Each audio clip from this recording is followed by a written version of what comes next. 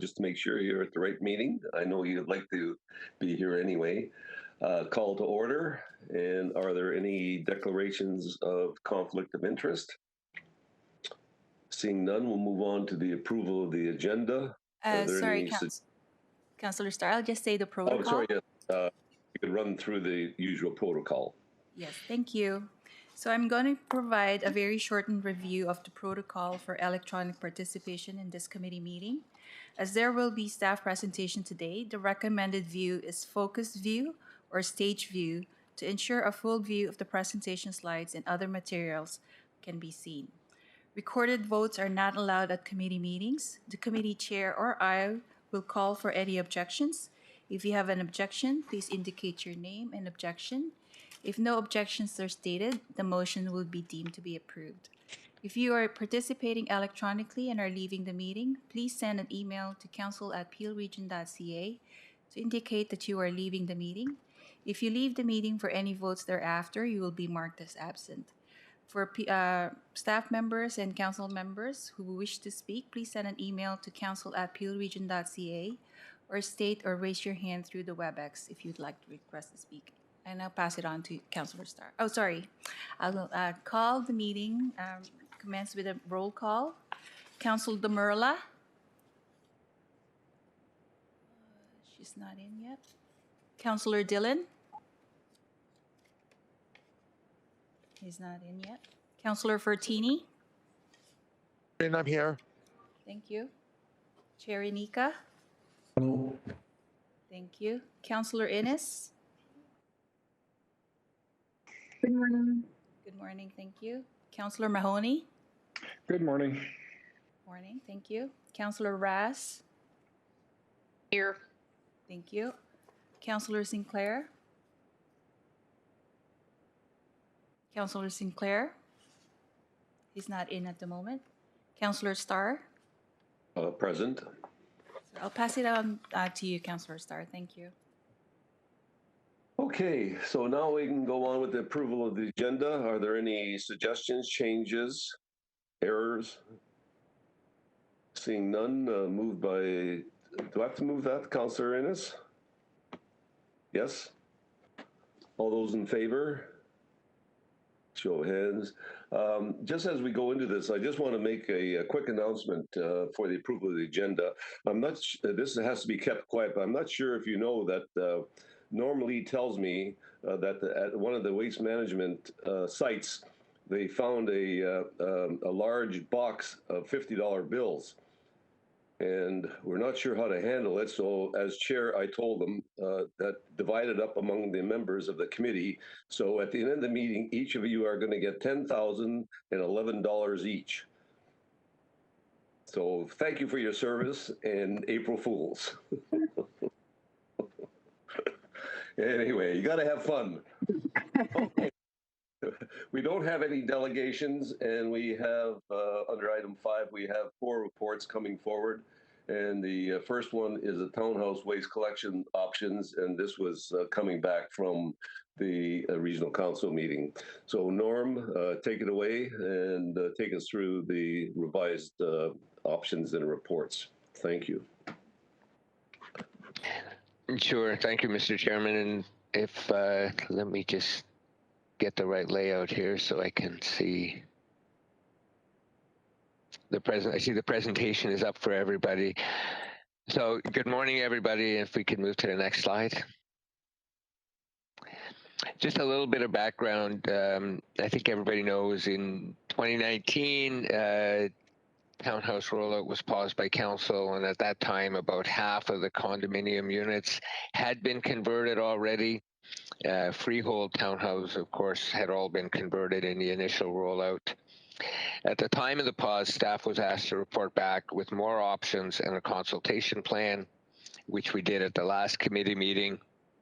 And that report, as the chairman just said, was referred back to committee by regional council with a request that staff present additional information to the committee about the options, specifically options that do not include carts, and possible revisions to the consultation plan.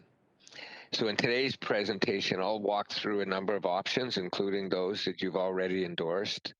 I'll also walk through the criteria that staff use to assess the option, and I'll highlight pros and cons of each option to help committee make decisions.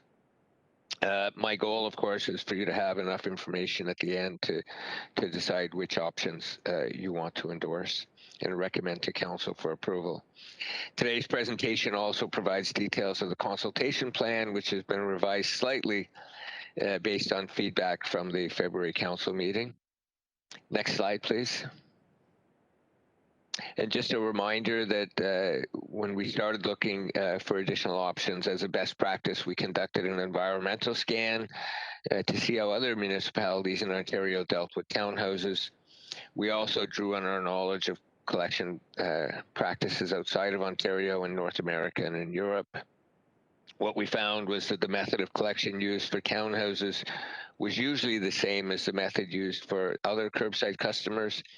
There were some one-off solutions, of course, such as the large apartment-style front-end bins for some complexes that had access restrictions, but those solutions tended to be used as a last resort. Next slide, please.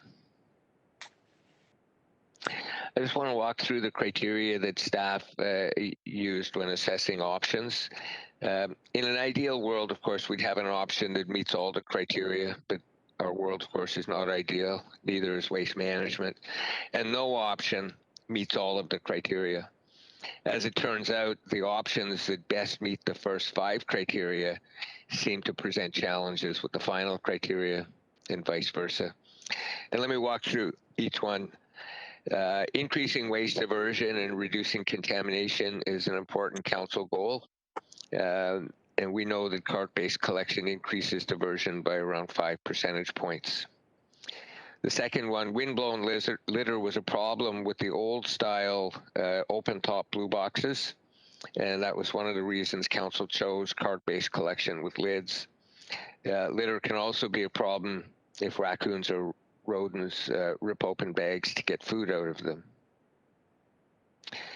It's important to note that municipalities reported the number of rat infestations dropped significantly with the introduction of cart-based collection.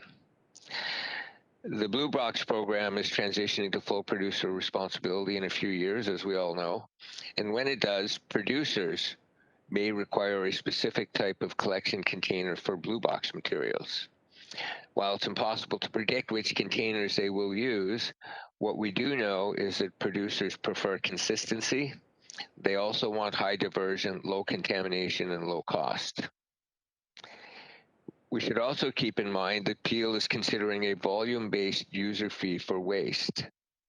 Ontario municipalities tend to charge a user fee on the garbage stream, and if Peel adopts user fees, that's likely the route that we would recommend, is that it be charged just on garbage. Bag fees can be established for garbage, but carts are ideal for user fees. So the first 5 criteria tend to favor carts. Where carts struggle a bit is in the final criteria, storage space. We've heard from residents, some residents, that storage is not a problem, but of course we've heard from others that it is. And this is on display at townhouse complexes where many residents store the carts in front of their units. A criterion that's not on the list but always on our minds is cost. And as we walk through the options later in this presentation, I'll discuss a little bit more on cost. Next slide, please. So this slide just summarizes how various containers stack up against the criteria. Carts are suitable for all 3 streams, and depending on the size, they might be able to address some of the storage concerns. Some residents have asked if they could use bags, especially for recycling, but a few have asked if they could also use it for garbage. Experience shows that animals, raccoons and rodents especially, will rip open bags if there's food inside. So bags are definitely not recommended for organics, nor are they recommended for garbage if other options exist. Some residents have asked if they could switch to communal collection, such as we offer to our multi-residential buildings. Doing so would resolve the problem of storage at individual units, but experience shows communal collection lowers diversion, increases contamination, and can attract rodents. It can also lead to odor and litter complaints if the bin area is not maintained. So communal containers are not recommended where other options exist. Some residents have also asked us to reconsider the use of open-top containers such as the old blue boxes. Council decided in 2011 not to allow these types of containers to reduce wind-blown litter, so the use of these containers is not recommended either. Next slide, please. I'll now walk committee through the various options. The cart-based options on this slide were endorsed by the committee at its last meeting and are described in the report as options 1A and 1B. Individual units would choose their cart size for garbage and recycling, and the complex would choose a single cart size for organics. I'll speak more about that selection process later in the presentation. Option 1A is our current organics cart, the current program that we've been switching people to, and 1B includes smaller options for the organics carts. Next slide, please. This option was also endorsed by committee at its last meeting, and the only difference between this option and the previous one is that this option includes bags for recycling.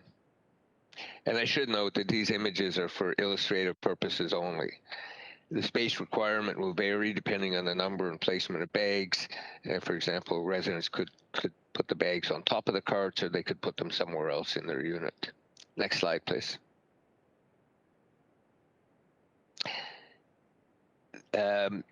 These options add bags for garbage. So again, similar to the last one, except now you can set out garbage in a bag.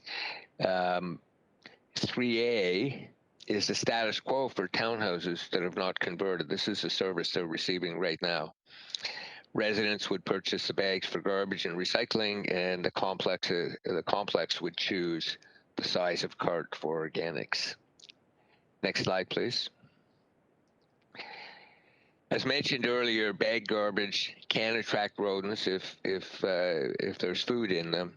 So these set of options are not recommended if other options exist.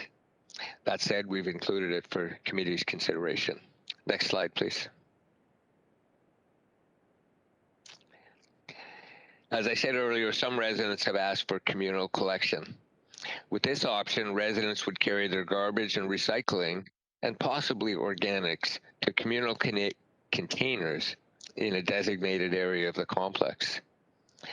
The bin on the right, and I apologize, it says recycling only. It's actually an organics cart, and it has a below ground storage space that keeps the organics cool.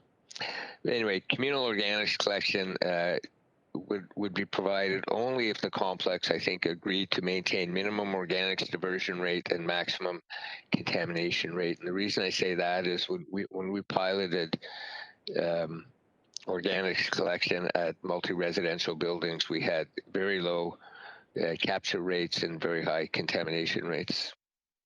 And while communal collection for organics is shown for your consideration, it should be noted the region does not provide organics collection to other multi-residential buildings. And we would suggest that if we do this, we may want to start on a pilot basis. Next slide, please. As I mentioned earlier, complexes would have to build appropriate storage areas and purchase garbage bins. Now that I think that I didn't mention that earlier. But they would have to, just like multi-residential buildings, they would have to build the storage area. They'd have to work with staff at the region and the area municipality to ensure there's safe access for the collection vehicles and to ensure site plan requirements for parking and green space are maintained and not just used up by these. Anyway, because communal collection has been shown to lower diversion, increase contamination, and attract rodents, staff does not recommend it where other options exist. Next slide, please. Some residents have asked if each unit could have individual choice, where each unit in a complex chooses its own preferred containers. This option is not recommended by staff, and it's included only because we were asked to consider it. It would create significant operational administrative challenges, as there'd be any combination of different setouts at each complex. It'd be virtually impossible to track, maintain, or enforce standards. Collection trucks would have to collect a variety of containers, some manually and some with automated equipment. And from a practical perspective, collectors would have to accept whatever is set out, because drivers could not be expected to police set out standards where each unit sets out different containers in different numbers. Our collection contractors we've talked to, and they strongly recommend against this as well, due to operational enforcement challenges, inherent collection inefficiencies, which they say would push up costs. And as I said, this option is not recommended by staff, and we've included it for your consideration only because we were asked to consider it. Next slide, please. I just want to talk a little bit about decision making in staff. A question that we're asked is whether the decision of which option to choose should be made by the board or residents. How decisions are made and the authority of the board is typically set out in the complex's organizing documents. The decision-making process set out in those documents can range from requiring a formal vote of residents to the board of directors making decisions on behalf of residents, or anything in between. The bottom line is the complex's organizing documents have legal weight, so decision-making, the process set out in them, should be respected. Consultation is different. There's nothing preventing the region from reaching out to the residents to provide them with information about the options. Staff will work with boards of directors to understand the decision-making process set out in their organizing documents and will develop consultation approach that engages residents while respecting the decision-making process. Next slide, please. The revised consultation plan includes 3 steps. I'm going to apologize again because I read this slide last night and I didn't think it clearly described the 3 steps we're proposing. The first step is to engage the board of directors to understand the decision-making process at the complex. We will discuss resident engagement with the board, but the region will retain the right to engage with residents as we see fit. The second step is to engage with residents and explain the options that are available for the complex. Following consultation with residents, staff will work with the board and residents to help facilitate the decision-making process. And the third step would be then, once the decision is made, to work with each resident to select cart sizes and prepare for transition. Next slide, please. Complexes that want to move forward with option 1A can do so following consultation and choice by the complex. Complexes wishing to move forward with option 1B can do so subject to satisfactory negotiations with cart manufacturers and collection contracts on pricing. Option 3A is the status quo for complexes that have not yet transitioned. So if they choose that, obviously they could just continue their current collection system. Staff is recommending that all other options be implemented at the start of the next collection contract. We have had some initial discussions with our contractors about pricing and the cost of some of these options to collect, at least according to their initial numbers, is on the order of $3 million a year, which is about a 10% increase in the collection contract. Next slide, please. Consultation and implementation, of course, are subject to COVID restrictions, which are many. That said, we would hope to start engaging boards of directors this year in the fall. And our goal would be to have all complexes confirm their preferred option in writing by next fall, and for complexes to choose carts, individual units to choose cart size and stuff, so that all of that is finished by the end of next year.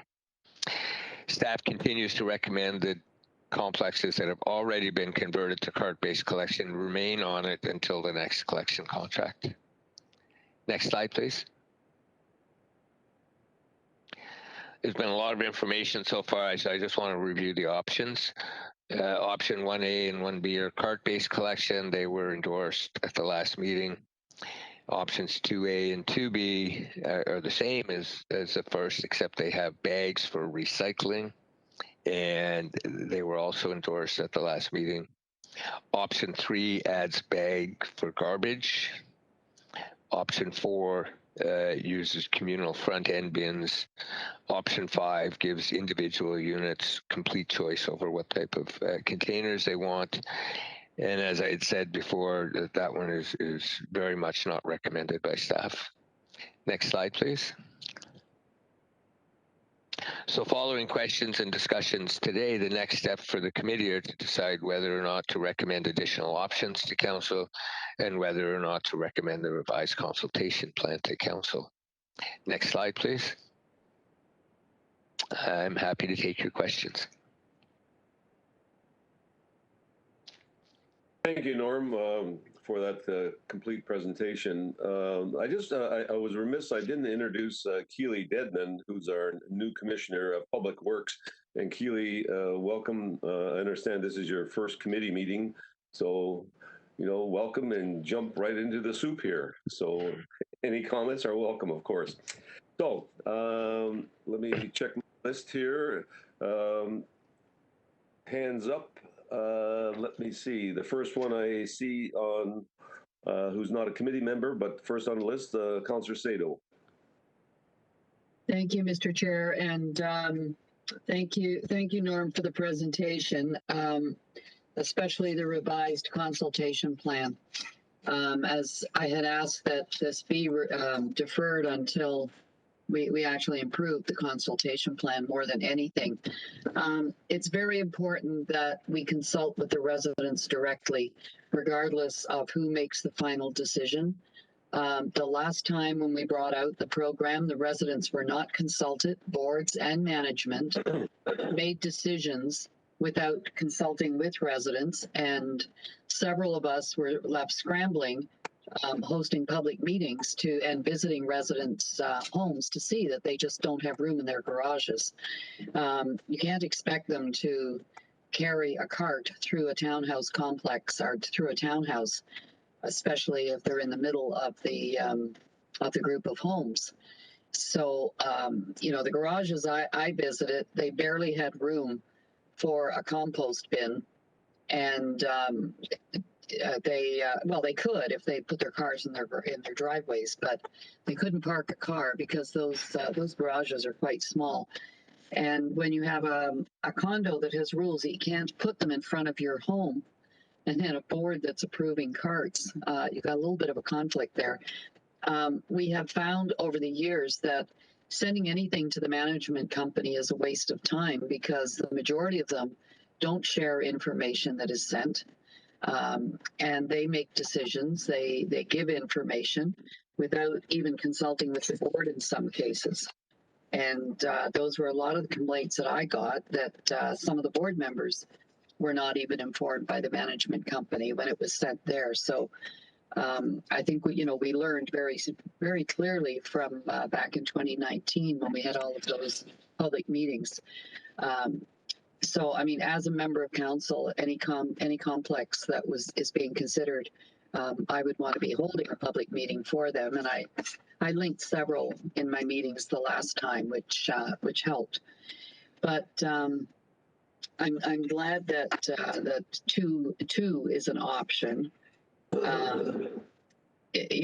There's no way that any of the garages of the homes that I visited could put two carts in the garage. So even with two, one would be impossible.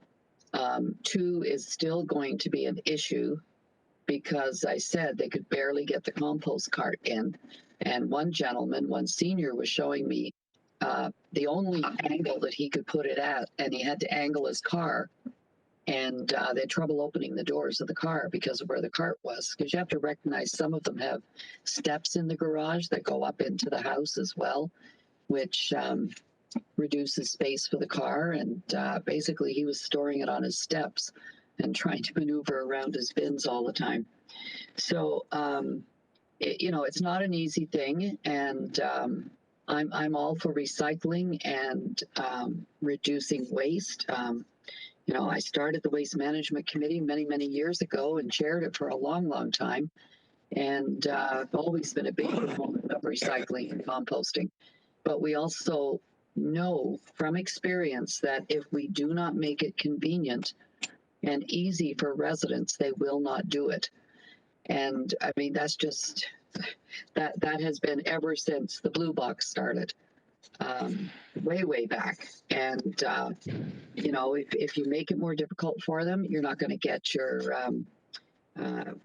reduction in waste anyway. So that has to be, you have to get the support of the residents if we want to achieve any of our numbers. So the consultation, I was really glad to hear you saying that the region decides how to engage with the residents. And I would very strongly say that, and I will at council, that if the committee doesn't add it on, that the direction is that there has to be consultation with the residents directly in every single complex that is being considered, except I guess for those that are making a request, and there are a few of those.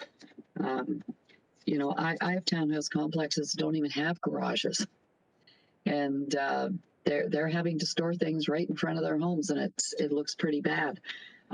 Using Europe as an example, really, I mean, way, way back in the 1990s, I visited Germany on Waste Management Committee, and basically they had the carts sitting right in front of the houses, every single house. It was ordered by the government, and it's a totally different mindset. The government tells you to do it, you do it. And that was it. So it looked terrible. It did end up in waste reduction, but it looked, the neighborhoods were really not very attractive looking. So I would definitely hope that residents would be able to do too. I agree with you. I don't really want to see the bags for garbage if they have to be left out. If they're in the garage, it's usually not a problem. But I think we need to go out to the residents as soon as possible and see what they think of these options. And I really wish that we had gone with the smaller options for the compost bins for the rest of us, because this council, and many of you would not know this, but this council chose the smaller bins, and staff went and ordered those horrible big large things that are absolutely ridiculous. And I don't know how anybody could fill them. But it happened, and we're stuck with them. And, even with large garages and properties, many of us are struggling to find a place to store the bins. Okay, thank you. Next on the list, we have Councillor Mahoney. Thank you, Mr. Chair. And I know, just to Councillor Sato's point, we've had these same concerns since day one with regard to the property standards and the bins, and it really came down to the public consultation. And I know that Norm and his team have put together a pretty good plan, and just wanted to make sure that the individual complexes get consultation and not a big kind of forum as they did before, which I understand the challenges. But I just want to go back to the condo rules and the board of directors, because I'm dealing with one in particular right now that one of the residents did make a deputation at a prior waste management committee. It did go to the board of directors, and they had a meeting. So 55% of people within the complex voted for the bins, but the board of directors voted it down. So first of all, I understand the rules and the governance model within each individual complex, but I'm assuming the board of directors can overrule that, and that's just the way it is. But I want to make sure that the communication that goes out is very clear, that it is the board or the condo corporation that is making the decision and not the region, before we actually go out to consultation. So those individual residents who live within the complex do understand the rules within their governance structure, and how it's going to work. So we don't want to kind of be caught in the middle where they say, well, 60% voted for the bins, but the board of directors voted against it, so we're not getting it. So that's just one request that in the communication that it does say it's crystal clear that who is making the decision on that. And just to the other point too, I do know that in a lot of these situations, what the board does, in another situation I dealt with a different complex, they just sent it directly to the property manager, who then came down heavy-handed and said, no, we're not doing the bins for these reasons. And I've talked to a couple of property managers about this as well, and they say, well, we're just getting direction and we're kind of the face of this. So two kind of issues that I just want to get ahead of before we actually go out to public consultation, to make sure that the residents are crystal clear. I do appreciate the work that staff has put into this with the different options and understanding the challenges. And I think, I have, and I know Councillor Sato does, and Councillor Rass, just because our wards border how many townhouse complexes we have, and they're all different. And I won't go into the, they don't fit and all of those different things. But I think there are some options here that residents can look at. And again, that consultation is key. Also making it clear that this is coming forward for the 2024 waste contract, and this isn't so it gives them time, it gives them some runway to be able to kind of work through this, and we're not coming in and jamming it through, which I think a number of the residents did have concerns with through the last go round. When some of the meetings, I know there were some in Mississauga at the Valleys Community Center, where it was a bit of a free for all, and people thought that this was just a done deal. So just on the communication piece is key, and then working through that with them, and of course. I, as a counselor, and I know others as well, when these meetings happen, obviously we want to be included in them and work through them. But really, the main point here is that the board and the condo corps are making their own decision on this, and just want to make that clear in the communication. So just my comments. And again, I do appreciate the work that staff's done. I know we did put in some pretty lofty diversion targets a number of years ago, and we do have to try to achieve them, but also understanding within the structures of townhouse complexes and others that not one size fits all. So just comments for now, but consultation is key. Thanks, Norm. Thank you, Councillor. Moving on to Councillor Rass. Thank you, Mr. Chair, and thank you for the presentation, Norm. I think we've all had our challenges. Certainly in my area, I have quite the mishmash of different types of townhouse complexes. And in some cases, it was the residents calling for it. And in other cases, as mentioned, the property manager enacted unilaterally. So I'm wondering, through the consultation process, are we going to make available like a toolkit for the board of directors? Like make it easy for them to help educate their residents on not only what the options are, but certainly the benefits of why we're doing this in the first place to drive diversion. But also, I want to be crystal clear if it's if we give a toolkit to a board of directors and allow them to solicit feedback from their owners or their membership, whether they're renters or whatnot, then I think we should get a good sense of what the residents in that particular complex, how they're feeling, what the uptake is really going to be like, and put some onus on those board of directors, because I don't want to be caught in the middle yet again of people wanting it and people not wanting it, and then it depends on the loudest voice. The other question is, if we ask the board of directors to do say a survey, I think there should be a threshold.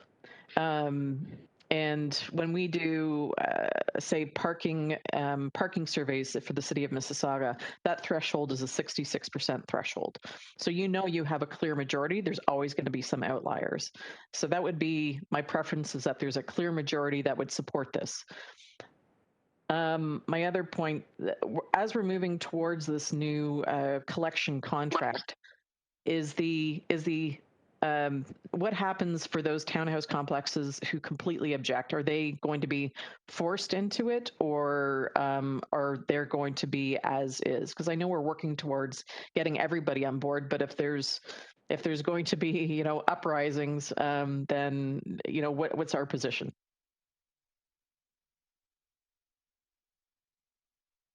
You're on mute, Norm.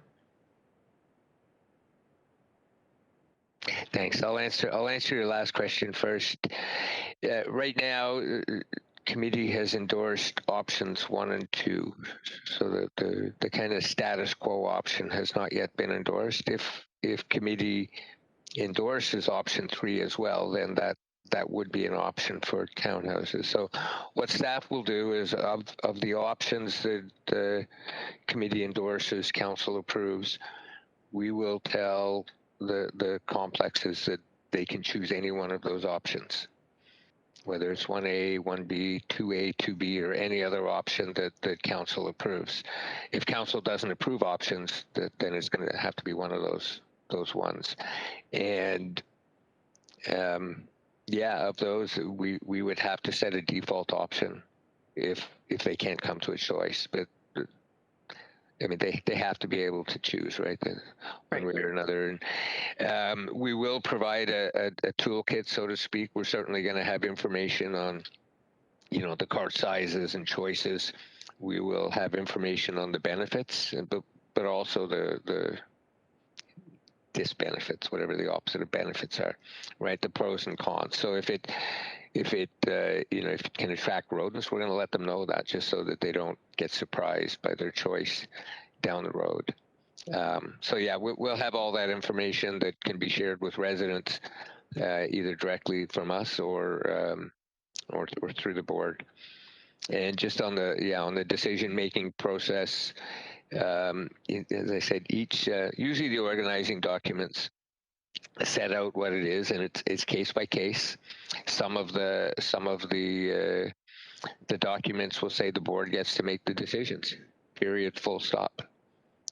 Other ones will say that the board has to hold a vote of the residents, and they need a 50% majority or 51% majority, that sort of thing. So it depends on what those documents say, and I agree with you 100%. We don't want to get between the board and the residents. I mean, we care dearly about the residents, right? And we're going to make sure that they have information on all of this stuff.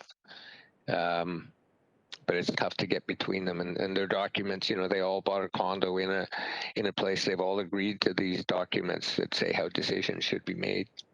And if 75% of residents want something and the board overrules it, I'm guessing eventually there'd be a new board at that unit, right? So that can happen too. So, and I'm not sure if there were other questions in there that I missed. No, I think you covered most of them. My little mouse inside my head will keep running, and I'll wait to see what others have to say. Thank you. Next on my list is Councillor Innes. Thanks, Norm, for the presentation. Could you explain how the move towards full producer responsibility and the timing of that may impact the purpose? Sure, and you were breaking up a little bit, but I think the question was how we're moving to producer responsibility and the implications. So right now, I mean, the province is in the process of moving the Blue Box program to full producer responsibility. They're driving the timelines and the decisions on that, but what they've said so far is that somewhere between 2023 and 2025, every municipality will transition to full producer responsibility. Peel has indicated our preference to transition in October of 2024, and the draft regulation that the province put out shows Peel would transition sometime in 2024. So, the dates may change a month here, a month there, but at some point, producers will be responsible for the Blue Box program. And producers will decide what types of containers they want to collect recyclable materials in. We don't know what containers they're going to choose or if they'll like the containers we're using. What we do know, and we've had discussions with them in the past about this, they do like the carts. They really like consistency. So they'll be troubled if one complex has carts, one has bags, and so on. So they may change it all to a single cart once they take over in 2024. or they may not. Producers, we also know they don't like contamination. So the communal system they will definitely not like, because that has the highest contamination rate. And they like high diversion. I mean, they have they have targets that they're going to be held to. And if we have a collection system that has lower capture rates, they may change that to one that has higher capture rates. So my gut tells me they'll prefer carts. But I think they're realistic too, and they could probably live with bags in some of these units if they had to. So as part of the education process, can we ensure that there is a little section, because you know what's going to happen in 2024 when all of these units are forced to go to carts, potentially, they're going to blame us because we've been dealing with them on this issue up until this point, not realizing that this is coming into effect. But I think I think that we need to make them, you know, as all of the councillors before me have spoke, you know, make them as aware as possible and provide them with as much information. I think that they be aware that we are transitioning towards this, and that that means that we may not be responsible any longer, and that they may be forced at that point to take a cart or to go to a bag. It's going to add more confusion to them, but you know, with the timing of where we're rolling out and rolling into the new contract for 2024, I think that may actually help some of those townhouses say, well, we're going to have to move to a cart system anyways. And so I just think that we should provide them with a little bit more information about that, because I didn't really see that as part of the education for the residents. That's good advice, and we will certainly do that. We'll make them well aware of the fact that producers will be taking over the blue box within a few years, and may choose a different cart and force a different cart or bag or some different container on them.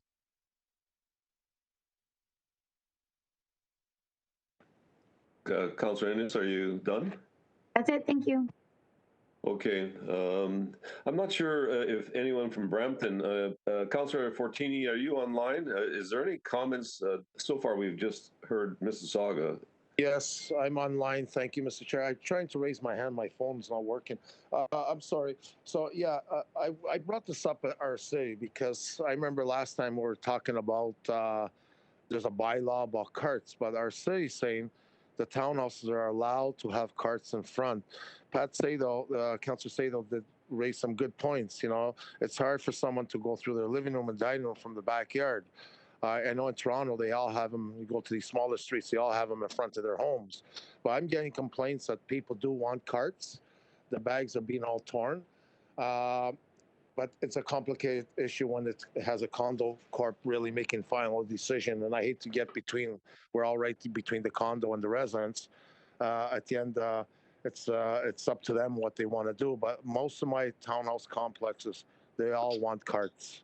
And they don't mind having them in front of their home. We also said at the city a couple of weeks ago when I raised it, they could buy those plastic, like a little sheds put in front, and they could put them in, and they can maybe even store a little lawnmower or a bike in there because they have no room. And some of them don't even have garages. So they're, I guess, they love the carts, and I'm hoping maybe the system, I like option 3. But, you know, that's will of the committee, I guess. Thank you. Thank you. I'm just going to make I don't see anyone else on the board, but I've had some difficulty over the last 3 years. Haven't heard anything in the last year. Yes, we've had meetings with Norm, with your staff, and all these same options have come about before: communal boxes, smaller bins, no bins, garbage or bags on the street.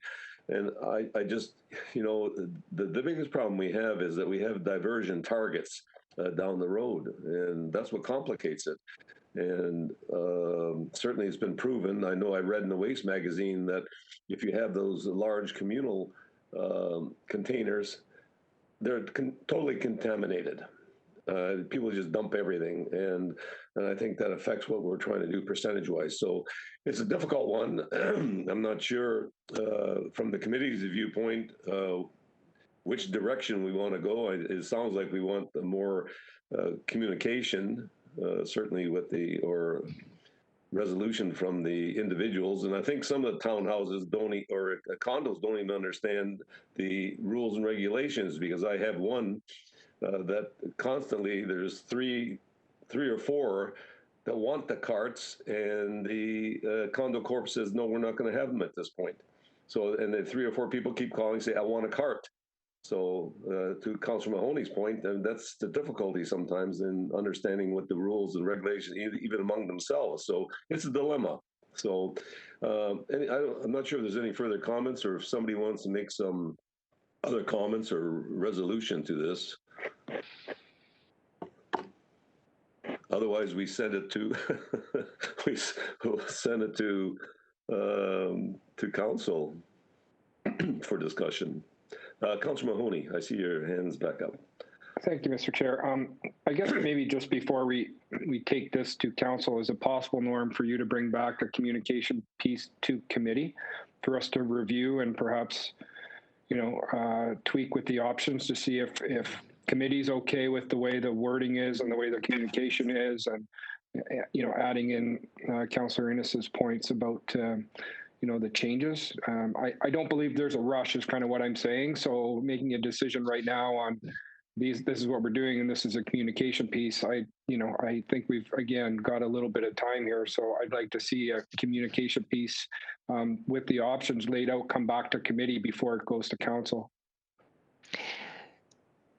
My sense is, it's going to take us a while to develop the actual communication pieces. We have to hire a consultant to help us with that now. Staffing is really tight right now. We're spending a lot of effort helping with the mass vaccination clinics and other COVID efforts. So we would have a hard time bringing that back, before late this year or early next year. So, Norm, that's kind of what I meant, and I was going to get into that because in the last meeting we had, the commissioner joined us for that meeting and said that resources were stretched due to COVID, and we didn't want to kind of tax. So I guess I'm not concerned necessarily of the timing of when it comes back. When it is available, you have a consultant and the work comes. I'd like it to come back to committee before it goes to council, so we can have a, red pen it or just have another look at it with the committee's eyes and input is really what I'm asking for, because I know again, during COVID, resources are stretched, and I don't want this to kind of go through and then just go right to council, got mixed up. So I'm not concerned as to when it is, just would like it to come back to committee when it's available. My sense is for council, I'd want council to approve the 3 steps that I discussed today, just to make sure we're on the right track, and give us the kind of the broad brush approval that's how they want it to do. We can bring communication materials back to committee at a later date, just so that to share them with you. But they'd have to, I think from a council decision perspective, strategically, we should be asking them to approve the big steps, and then we can share the actual communication materials with committee and get your feedback on those if you want, before they go out to residents, and there's lots of time. And just on the time, 2024 seems like a long way away, but it's going to go quickly. I think we need to know that council supports the 3-step process before we develop and put a lot of effort into developing the materials and stuff like that. So I'd suggest we get council endorsement of the 3-step process first, and then we would commit to bringing materials back to committee to review with you to make sure you're comfortable with them.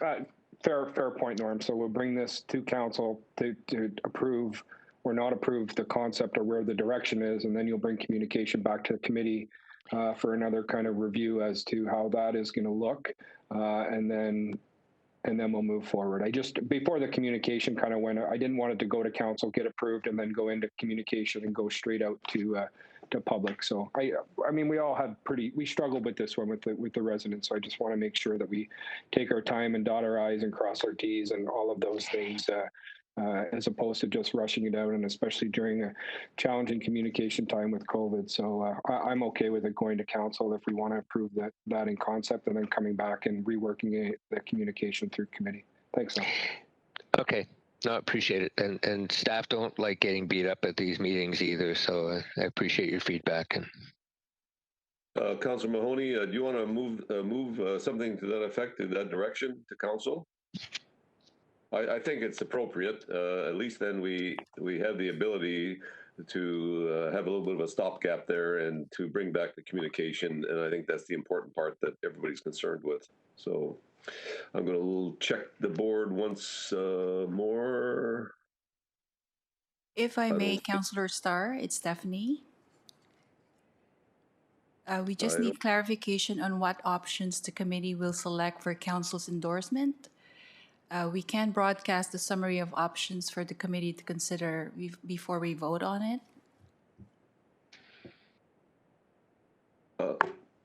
Councilor Mahoney, do you want?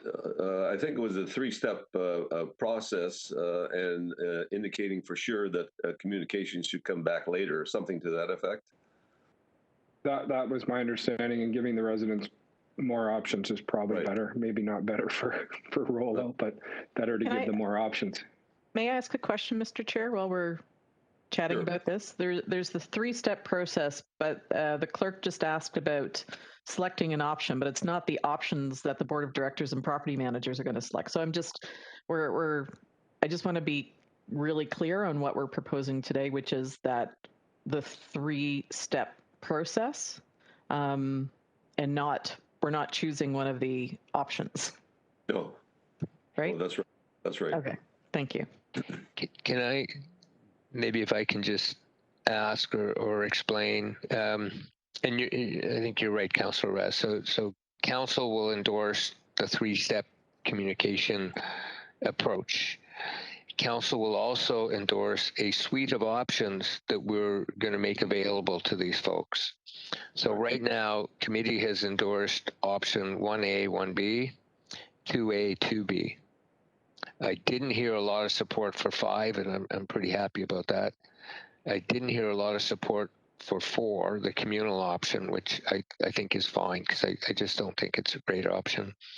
The question becomes, do we add option 3 to the suite that's made available to residents? And that's the one where they're allowed to put garbage in bags. So they can, option 3 is bagged garbage, bagged recyclable, and a cart for organics. And the thinking, I mean, the cart for organics is necessary because you just can't put food in the bag. Option 2 already has the bagged recyclables. The question is, does council want to allow an option with bagged garbage? And what I've heard so far at committee is, we know that it could attract rats and rodents, which is not good. But if residents store it in the garage, it might be okay. So I think that's the question the clerk was asking is, do you want to add option 3 to the suite of options made available to residents? And Mr. Chair, I would support that as an option. They may not end up selecting it, but I think the more choice they have and the consideration of the pros and cons, then I think it's an option we should present to them. I tend to agree with you, Councillor Ross. It's one that I think is a distant third. But, somebody will ask about it, so let's at least discuss it and give the pros and cons for it. So is that satisfactory? Councillor Mahoney, are you with that? Yeah.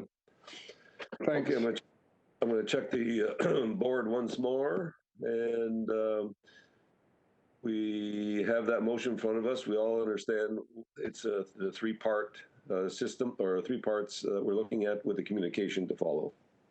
Something to that effect. Stephanie, you'll have to put it together in the proper wording. I will. So if there are no objections, Okay, all Hearing those in none, it's favor? carried. I'm sorry? We just need a mover for that motion. Oh, Councillor Mahoney. Councilor Mahoney, okay, thank you. Yeah, all in favor? Okay, that's carried. Okay, on to the next item, Norm. 2. Sure. This one just has a report. I don't have a presentation, but I'm happy to walk the committee through the report very quickly. So as you know, the Region of Peel has 6 community recycling centers. 5 of them are operated by regional staff, and 1, the Heart Lake CRC, is operated by a third-party vendor, Miller Waste. This began in 2013 during the budget process when Regional Council directed staff to use a third-party vendor to operate the newly constructed Heart Lake CRC. And it allowed us to compare public to private sector operations. And we've now done that for quite a few years, I guess since 2013, 7 years coming up. Anyway, at the end of the first 2 years, staff reviewed the performance of the contractor and reported to council that they were providing good customer service. They were achieving similar customer satisfaction scores from our residents as what we were. They had a good safety record. They had good environmental record, but it was too early to draw conclusions about cost. And we committed to report back at the end of the contract. And that's where we are today. So today's report presents the results of the analysis. And as you'll see in the report, the analysis shows that customer satisfaction levels at Heart Lake are similar to the satisfaction levels at the 5 other CRCs operated by regional staff. And I'm proud to say that all 6 received very high ratings from our customers. The Heart Lake CRC performance with respect to health and safety and environmental compliance was also similar to that of the 5 CRCs operated by staff. And again, with all 6 performing very well. Where they differ is on cost. The report, therefore, focuses mainly on a financial assessment of the operating costs under the two models, the in-house and the contracted service. And the assessment shows that the Heart Lake CRC is still the most expensive CRC to operate of the 6, despite having fewer customers and lower tonnage than both the Battleford and Brampton CRCs. The assessment shows that Heart Lake would continue to be more expensive if we retendered it for third-party operation. So by moving the operation in-house, which is what's recommended in the report, the region would realize savings of around $600,000 per year. So those are annual savings. They would happen year after year. And that's on a gross cost of about $4 million. So that's a 15% savings in the operating of that facility. So in addition to those cost savings, by integrating Heart Lake with our other 5 CRCs, there could be further efficiencies in how we shift staff amongst the 6 sites, how we utilize our trucking system between the 6 sites, and so on. So based on the analysis, as I said, staff recommends that the operation be brought in-house effective April 1st of 2022. And to move it in-house, the report further recommends the approval of 27 FTEs. We're asking them to be approved now, but they wouldn't be hired until early 2022. So we normally ask for FTEs in the budget process, but we need to know if council is committed to this well before the budget process unfolds.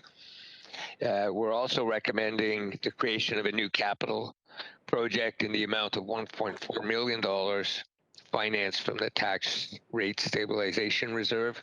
And that's to buy the equipment that we would need to operate the facility ourselves.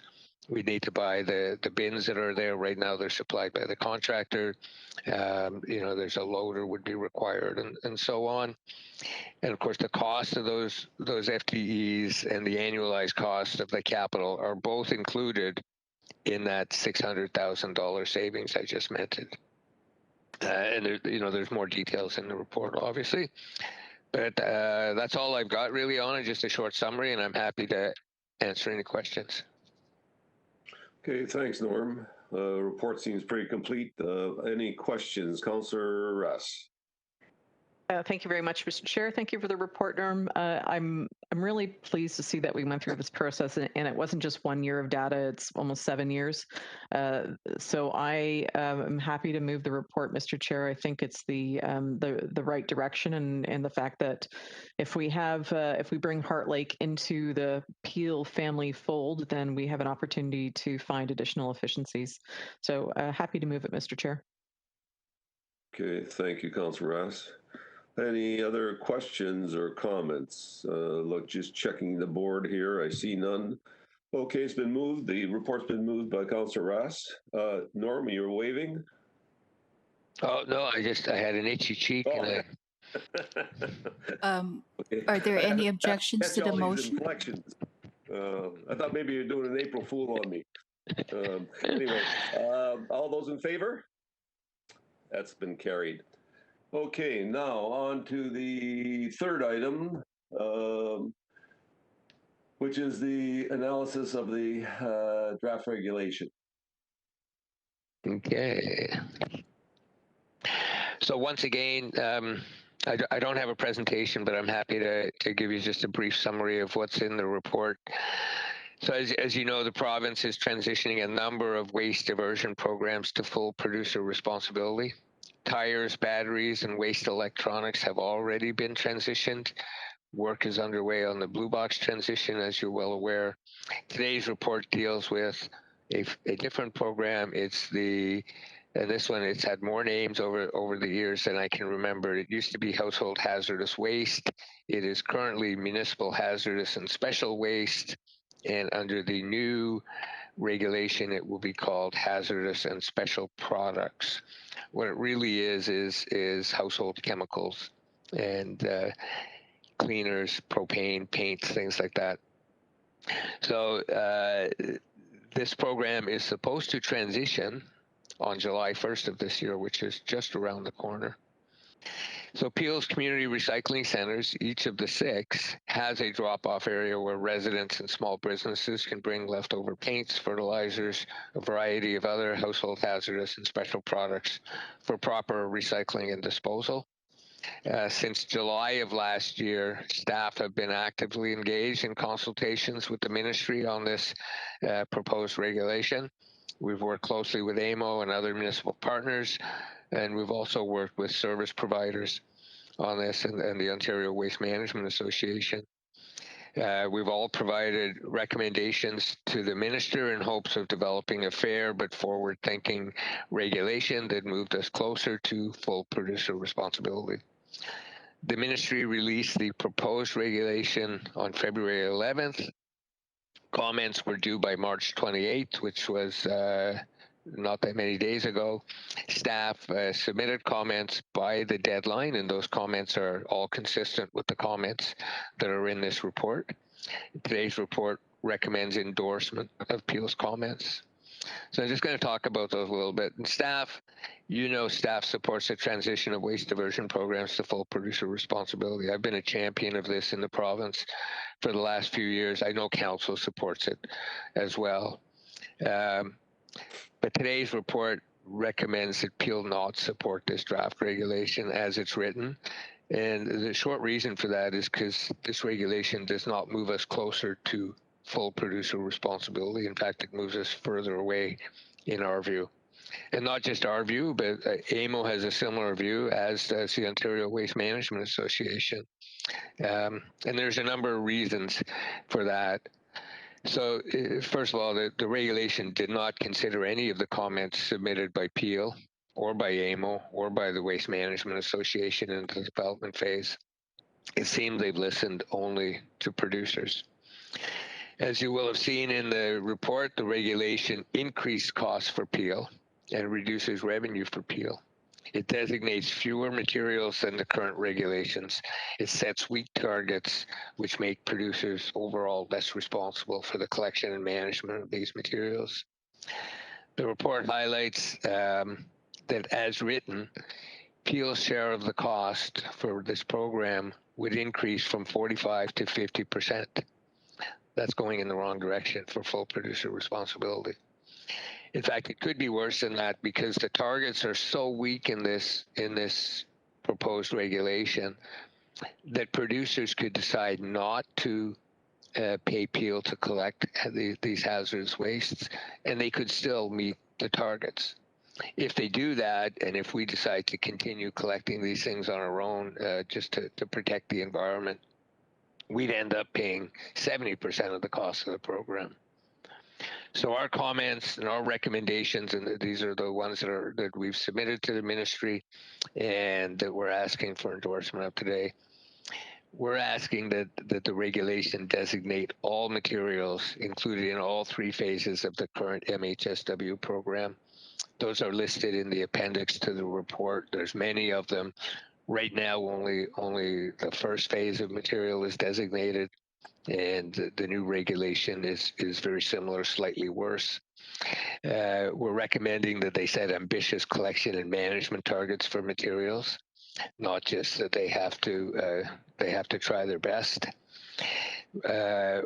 We want them to require producers to be responsible for all the collection and management costs, including costs incurred by municipalities. The other thing we're asking them to do is to delay the start of the program until January 1st of next year, from this July. We just don't think they're quite ready to get going yet. And I'm the last person to ask the province to delay new regulations for full producer responsibility, but and I don't have the dates right in front of me. I know they're in our letter and they're in AMO's letter, and I think even the Waste Management Association. We're asking them to take a couple more months on the regulation itself, rather than pumping it through very quickly. We want them to sit down and talk to us to understand our concerns and make sure they understand what's going to happen with these chemicals and materials under this proposed regulation.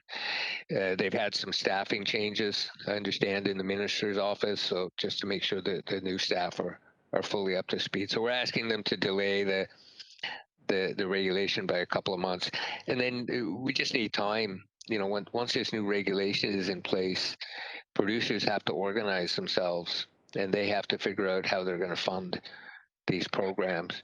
Then they have to enter into agreements with service providers like Peel, and we have to enter into contracts with our service providers.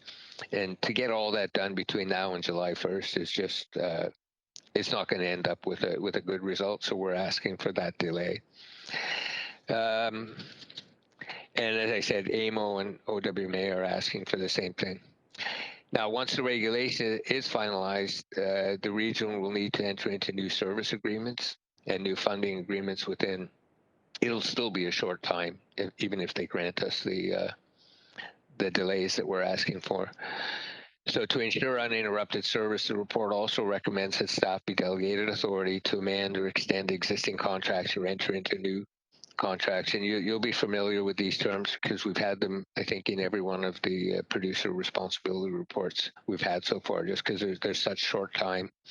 So usually when we get that authority, we enter into short-term contracts to get us over the hump, and then we use our regular procurement processes to develop long-term solutions. Anyway, I hope that helps everybody, so I'm happy to answer any questions you might have. Okay, you're going to have a couple, Councillor Innes. Could we make an amendment to the recommendation that we request to meet with the Minister of MOETP regarding this matter? That makes sense to me. I think this one's really going in the wrong direction, and I think it would probably help if we had a meeting with the minister on it, especially with the staffing changes in his office. Okay, thank you. I'll check the board once again. don't see anybody. Oh, Councillor Rass. Thank you, Mr. Chair, and I would agree with Councillor Ennis. I think we had very high hopes when it was announced that true producer responsibility was going to take place, but this doesn't cut it. And as we know, the government could change their minds in terms of bending to some of the pressure that they're getting from the producers. But you either do it or you don't. We can't have yet another half. Can I say that word? No, a half measure. And we're not going to achieve our targets, and it's going to do the exact opposite, and in fact cost us more money. I've started receiving emails and requests to meet from producers who have concerns about where this is going, but slightly different than obviously what we're talking about here. So I think that the sooner we can get in front of the minister, we need to respond in a thoughtful manner and try to get ahead of this before those regulations are solidified. So I would, yes, if we could do that as soon as possible, that would be appreciated. Thank you. Yeah, and also, Councillor Rass, I'm going to suggest that both for AMO, even though it's virtual, coming up, I guess it's what, July, August, I suppose, it should be on the agenda. I mean, when you take a look at the report and read it closely, it's not only what's inside a container, it's the container. And I got a call the other day, Norm, and maybe a quick question. What do I do with my old diesel fuel that I've been storing in my garage for the last 8 years? Yeah, well, that's, I don't know where people can take that. I guess the answer should be that the producers have a website that you can go to that tells you where to take this type of stuff. But our default answer is, bring it into us and we'll figure out what to do with it. Yeah. I know I've heard these rumors from time to time of people dumping old oil, the hydrocarbons and whatever else. And you can see it sometimes. I know when, even in the hydro field, when years ago, my wife used to walk the dog in behind, every now and then you'd see a whole pile of oil or whatever, because it's forested and people just do it. And it's sad. But when you go right through the report, this is pretty serious.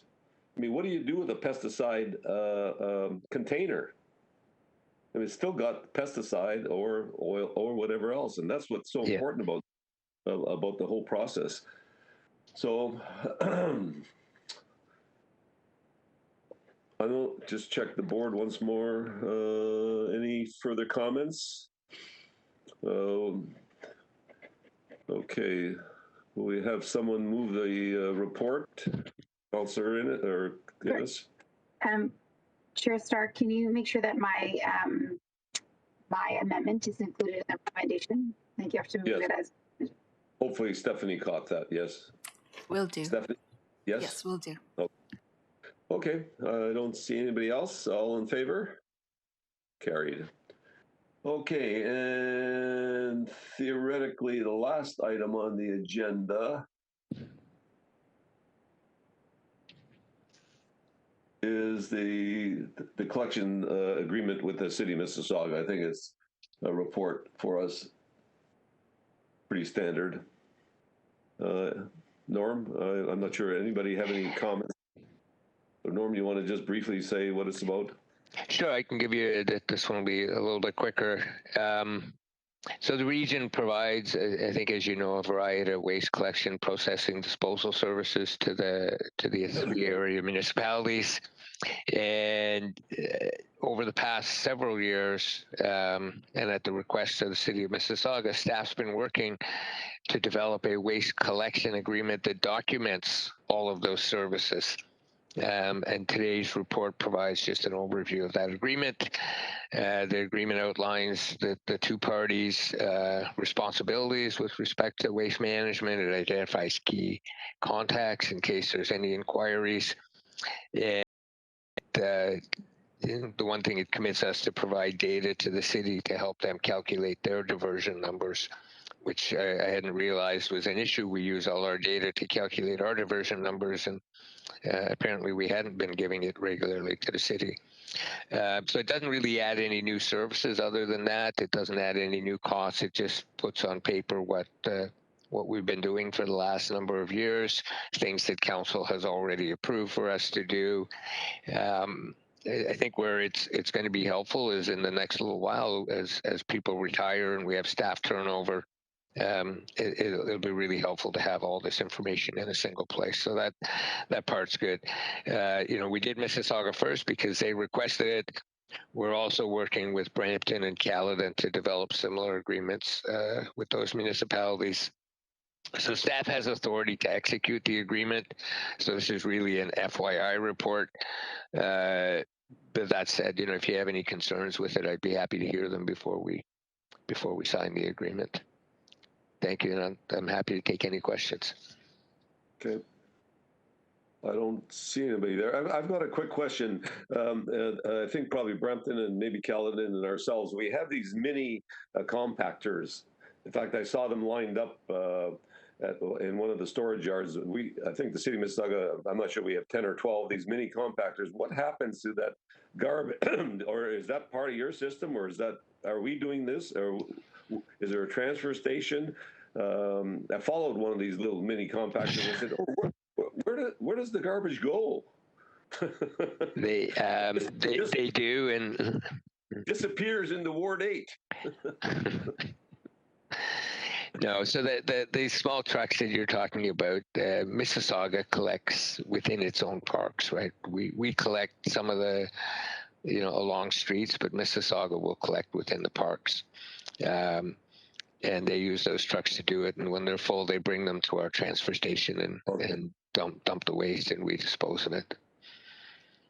They also they collect recyclables too, and they bring that to our recycling facility to be recycled. And is there, so how does that work? Is there a financial arrangement, or, do we just dump? You just dump. Yeah, the city kind of covers the cost of collecting the material, and the region covers the cost of processing or disposing of it. Yeah. So you just bring it in and dump for free. Okay, great, thank you. Just a point of interest. When I saw them all lined up, I guess a couple of weeks ago, I said, "Wow, I didn't know we had that many." And they all numbered Ward 1, 2, 3, 4. I'm sorry, they weren't. Okay, let's check any other buddy on the board. Okay. Councillor Mahoney, will you move the report? All those in favor? Carried. Okay, back to our agenda. We don't have any other communications, other business. Does anybody want to bring anything up for the good of the committee? And I see Mayor Thompson's been patiently following all of our proceedings. Thank you, Mayor Thompson, for attending. I guess you must be getting bored up there in Caledon. You got to listen about garbage. Anyway. No, I just, if you don't mind, Mr. Chair, I used to be on the EMO and MOU, and we were dealing with the blue box, and I just wanted to hear what Peel's version was of it. So that's why I was just listening in to hear what was being said, because I know Dave Gordon has been echoing basically what Norma's been saying, but I was just curious what was going on at the Peel side. So I was just listening in this morning before my next meeting. Excellent. Okay, thank you. I'm going to check the board to see if there's anybody. I don't see anybody on the board here. And we have no on camera. Next meeting is Thursday, May 20th. Same time, 9:30. And if that meeting gives everybody heartburn, let me know. We can always adjust it. So with that, call for adjournment. Councillor Rass, all those in favor?